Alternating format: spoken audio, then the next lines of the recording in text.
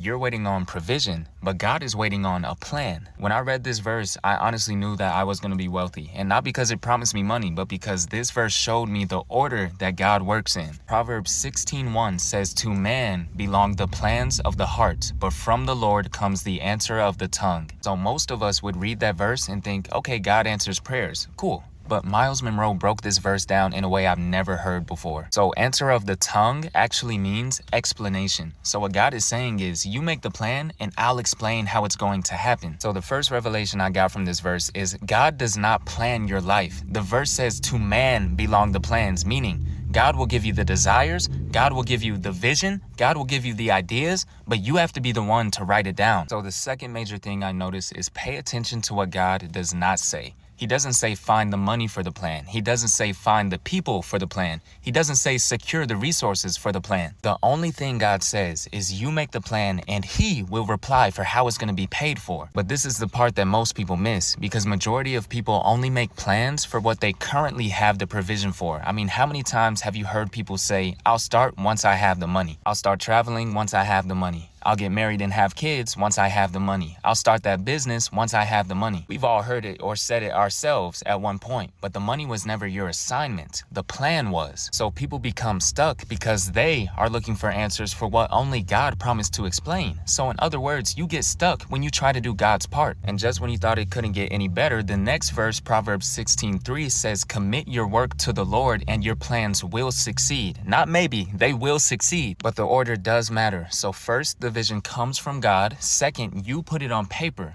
Third, God handles the how, and then he guarantees the result. Keep in mind, God never promised speed, but he did promise success. So don't be afraid to write the dream. My name is Zach. This is Net Worth. If you enjoyed this video, go ahead and drop a follow. Have a blessed day.